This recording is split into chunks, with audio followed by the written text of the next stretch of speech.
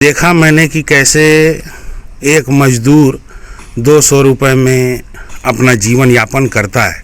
200 रुपये में ही आपको अपने बच्चे को पढ़ाना पड़े, 200 रुपये में ही आपको कपड़ा खरीदना पड़े, अपना भोजन की व्यवस्था करनी पड़े, तो जीवन कितना मुश्किल हो जाएगा। और गरीबी को मिटाने के लिए सरकार की विभिन्न तरह की योजनाएं हैं, जिसमें कि 90% पंचायती राज से संबंधित हैं। अगर वो गरीब यहाँ भी भ्रष्टाचार की भेंट चढ़ जाए, नकारात्मकता की भेंट चढ़ जाए और पक्षपात की भेंट चढ़ जाए, तो फिर उसका गुजारा संभव नहीं है। अपनी क्षमता अनुसार मदद करने का काम किया। हमेशा मेरा प्रयास यही रहता है कि मदद करके लोगों के जीवन की परेशानियों को कम कर सकूं और आगे भी सरकारी सुविधाओं का भ्रष्टाचार रहित लाभ आपको दिला सकूं, इसलिए फिर से मैदान में हूं। नमस्कार, मैं हूं पवन पांडे और आप देख रहे हैं डे न्यूज़ टीवी जंग प्रदेश।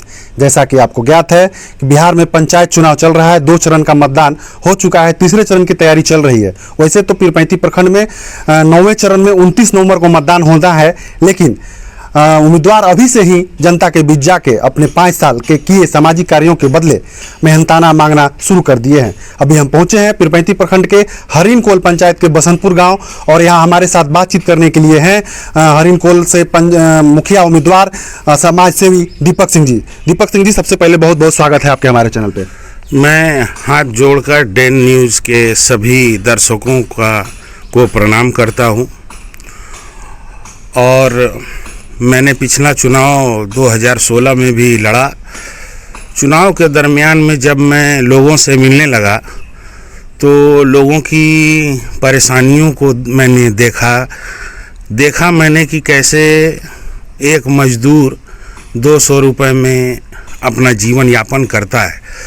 मेरे एक मित्र ने मुझे कहा कि कल्पना करिए कि आपका ज़मीन जायदाद सब छोड़कर अगर आपको 200 रुपये में दिन भर मजदूरी करनी पड़े और 200 रुपये में ही आपको अपने बच्चे को पढ़ाना पड़े, 200 रुपये में ही आपको कपड़ा खरीदना पड़े, अपना भोजन की व्यवस्था करनी पड़े, तो जीवन कितना मुश्किल हो जाएगा।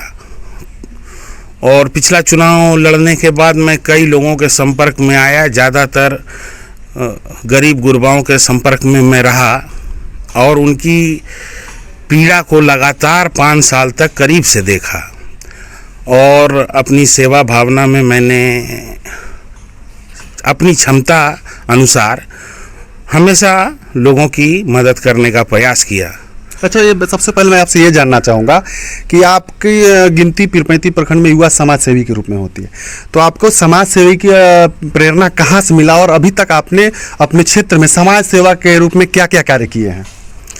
देखिए, इसकी प्रेरणा मुझे 2 कारणों से मिलती है। जैसा कि मैंने पहले बताया कि पिछले इलेक्शन के दरमियान में जब कई आर्थिक रूप से कमज़ोर लोगों के संपर्क में आया, उनके जीवन यापन के जो तरीके, जो कमियां थीं, उनको जाना, तो उस कष्ट से मुझे ये अनुभूति हुई कि गरीबी में जीवन यापन करना कितना मुश्किल है।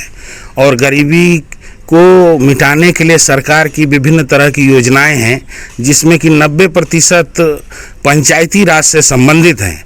अगर वो गरीब यहाँ भी भ्रष्टाचार की भेंट चढ़ जाए, नकारात्मकता की भेंट चढ़ जाए और पक्षपात की भेंट चढ़ जाए, तो फिर उसका गुजारा संभव नहीं है। इस वजह से मैं पंचायती राज व्यवस्था में मुखिया प्रत्याशी के रूप में पुनः लोगों के बीच हूँ और मैं लोगों से प्रयास कर रहा हूँ, लोगों से मिल रहा हूँ, जुल रहा हूँ, अपनी बात रख रहा हूँ कि वो मुझे मौका दें और मैं उनके इस समस्या को सरकारी सारी योजनाओं से लाभान्वित कर दूर करने का प्रयास करूँगा। और मेरे परदादा स्वर्गीय राम सेवक सिंह,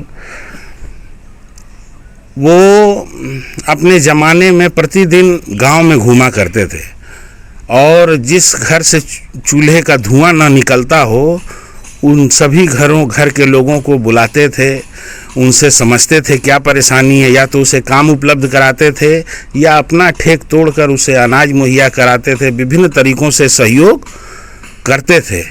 वो भी मेरे प्रेरणा हैं और इनके भी विचारों से मैं प्रेरित होकर लोगों की मदद करने के लिए हमेशा तत्पर रहता हूँ। मेरा गांव करीब 90% लोग मेरे गांव के बसंतपुर के मजदूर वर्ग के हैं। ऐसा भी होता था, पहले भी इंदिरा आवास आता था, एक किस्त पैसा मिला, वो एक किस्त पैसा खर्च कर दिए, दूसरा किस्त नहीं मिल सका, अधूरा रह जाता था इंदिरा आवास।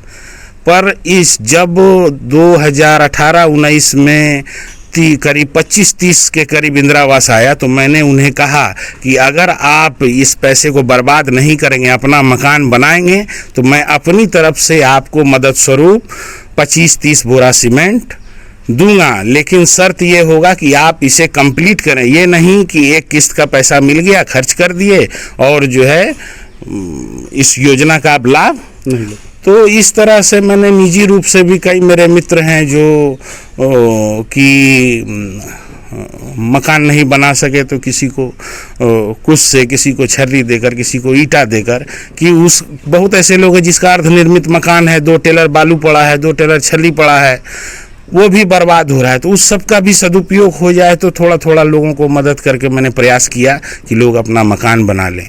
मैं अपनी बेटी के नाम पर एक टेंट हाउस भी चलाता हूं, जो बिल्कुल ही निःशुल्क है, जिसमें गरीब गुरबों की लड़कियों को मुफ्त सुविधा उपलब्ध कराई जाती है। कोरोना काल में भी मैंने प्रयास किया कि गरीब गुरबा जिनका कि 1 महीना 2 महीना तक जिनको कि रोज़गार मुहैया नहीं हुआ, उनको मेरे पिताजी ने, मेरी माता ने, मेरे सास ससुर, मेरी पत्नी, सबों ने मिलकर मुझे सहयोग किया और मैंने सभी लोगों को जो है अपनी क्षमता अनुसार मदद करने का काम किया।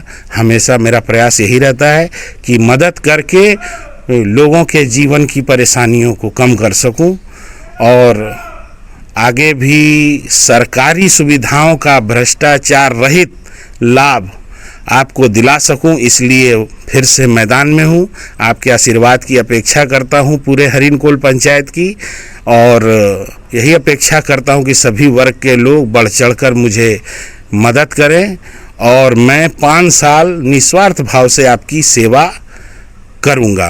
जी जी, जैसे कि आप एक समाज सेवी के रूप में क्षेत्र में जाने जाते हैं, तो आखिर आपको हरिनकोल की जनता आखिर दीपक सिंह को ही मुखिया क्यों चुने?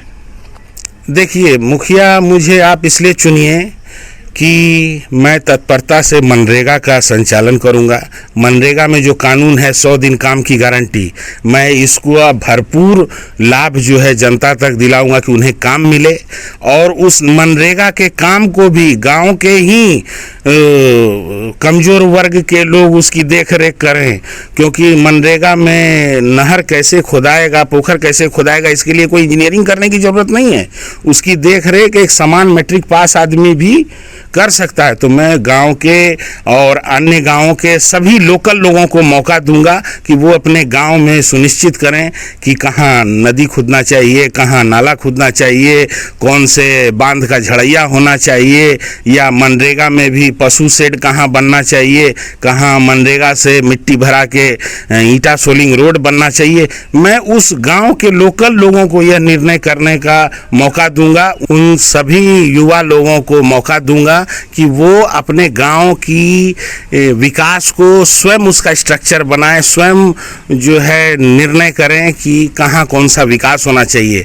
आज तक जो है सिर्फ रजिस्टर पर ग्राम सभा होता आया है। मैं भौतिक रूप से ग्राम सभा को जो है साकार करूंगा, मैं ग्राम सभा करूंगा और सभी वहाँ के लोकल युवाओं को मौका दूंगा कि मनरेगा का संचालन कैसे होगा, रोड नाली गली कैसे बनेंगे, और मैं आपके राशन की रक्षा करूंगा। मैं डीलर पर, टीचर पर निगरानी रखूंगा कि वे अपने कर्तव्यों का पालन सही ढंग से कर रहे हैं या नहीं कर रहे हैं। अंत में आपसे अब यही जानना चाहेंगे कि आप हमारे टीवी चैनल के माध्यम से हरिनकोल पंचायत की जनता से क्या अपील करना चाहेंगे? मैं हरिनकोल पंचायत की जनता से यही अपील करना चाहूँगा कि मेरा जीवन समाज सेवा को समर्पित है और मैंने लगातार 5 वर्षों तक जनता के बीच जाकर, चाहे कोरोना काल का वक्त हो, चाहे मेरे गांव का अगलगी कांड हो, या किसी का अधूरा मकान बनाने की बात हो, या बेटियों की शादी की बात हो, या किसी का कोई कागज़ संबंधित कोई परेशानी हो, या किसी अनपढ़ व्यक्ति को वृद्धा पेंशन का फॉर्म भरने में कोई समस्या आई हो, ब्लॉक लेवल की कोई समस्या आई हो, हमेशा लोगों को सरकारी लाभ लेने के लिए और मैं निजी जो सेवा उनकी कर सकूं, दोनों मामलों में मैं 5 साल तत्पर रहकर लोगों की सेवा मैंने की है। और मैं सभी वर्ग के लोगों से यही अपील करूंगा कि आइए, मुझसे जुड़िए, मेरा साथ दीजिए। मैं आपको पंचायत के विकास में बराबर की भागीदारी दूंगा। दीपक सिंह मुखिया बनेगा तो आपको महसूस होगा कि आप भी पंचायत के सभी विकास के डिसीजनों में आप भी उतने ही हकदार हैं जितना दीपक सिंह है। यह आपको कभी महसूस नहीं होगा कि रजिस्टर पर ग्राम सभा हो गया और खाना पूर्ति करके जैसा मन किया वैसा किया। मैं सभी लोगों की सलाह से सभी वर्ग के लोगों को, दलित हों, पिछड़े हों, अगड़े हों, सभी लोगों को मैं सम्मान देते हुए इस कार्य को करूंगा, मुखिया पद की जिम्मेदारी को निभाऊंगा। और मैं हरिनकोल की समस्त जनता को प्रणाम करता हूं कि मुझे एक बार मौका दें। यह मेरे संघर्ष का 10 वर्ष 2011, 2016 और अब 2021 मुझे मौका दें और मैं आपकी सभी समस्याओं को दूर करने का अंतरिम प्रयास करूंगा। जैसा कि आपने देखा कि इनका साफ तौर पे कहना है कि जब मैं मुखिया बनूंगा तो सभी कार्य जो भी है आपसी भागीदारी के साथ, सभी के साथ मिल बैठकर ये उस कार्य को करेंगे, चाहे वो त्रिस्तरीय पंचायत के अंतर्गत आने वाली जो भी योजनाएं हों। तब अभी तक के लिए बस इतना ही। जय हिंद।